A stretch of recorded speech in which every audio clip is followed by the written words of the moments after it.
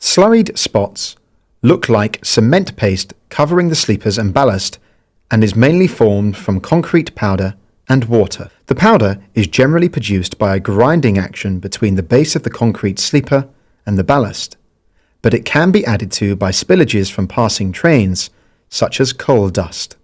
Tamping machines and demolition hammers can also aggravate this problem by crushing the ballast and sleepers when consolidating the track. The slurry forms a barrier preventing drainage, which will accelerate the size of the slurry spot and could become the root cause of other track defects. The affected area seen on the surface of the sleepers and the ballast extends deep into the ballast. It's important to tackle the problem as soon as possible rather than allowing the slurry to extend further and causing the track to become unstable.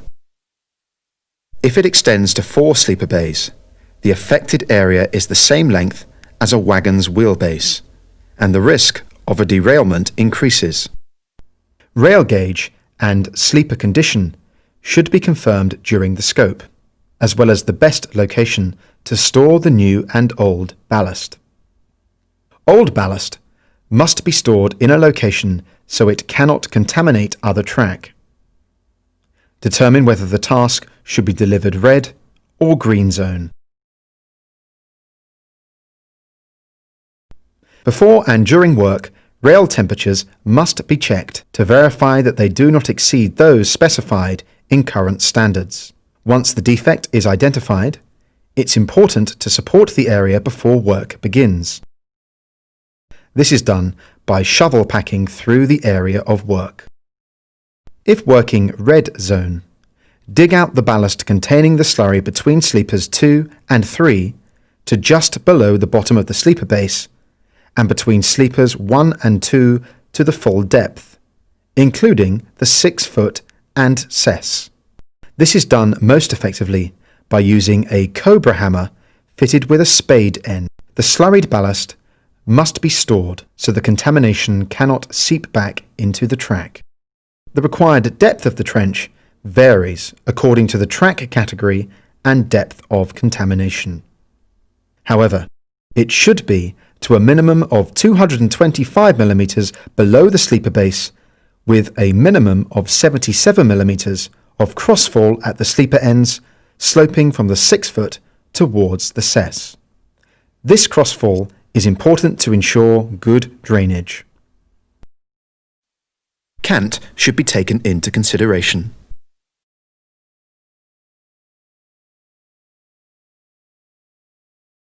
Once the trench has been prepared, spread the new ballast in 100 mm layers, consolidating each layer with a compacting tool or vertical tamper before adding the next. Continue to add layers until the ballast is level with the sleeper top. Provide extra consolidation 375 mm either side of the rails.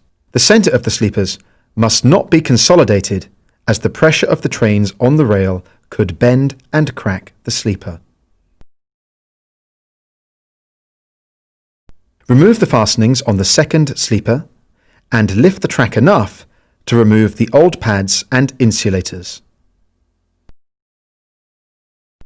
The sleeper can now easily be barred onto the new ballast to its temporary position and temporarily replace the fastenings. The bay between sleepers 2 and 3 can now be dug out to the full depth of the trench.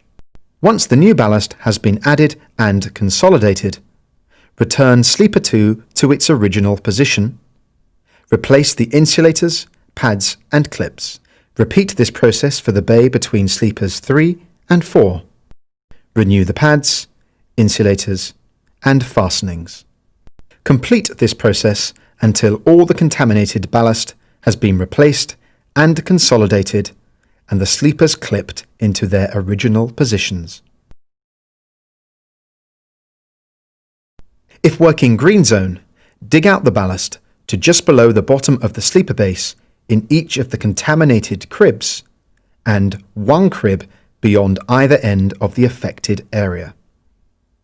Remove the fastenings on all sleepers, then lift the track enough to remove the old pads and insulators. mark the sleeper positions on the web of the rail, slide the sleepers clear, and dig out the whole area of contaminated ballast to the required depth. Spread the new ballast in 100mm layers, consolidating each layer with a compacting tool or vertical tamper before adding the next.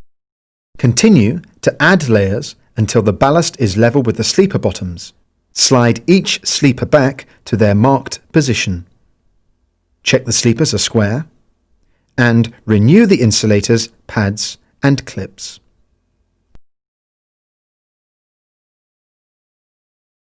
Finally, fill the cribs and reprofile the ballast shoulder. Once the section is completed, the track must be given a general repair to restore the top and line and confirm gauge.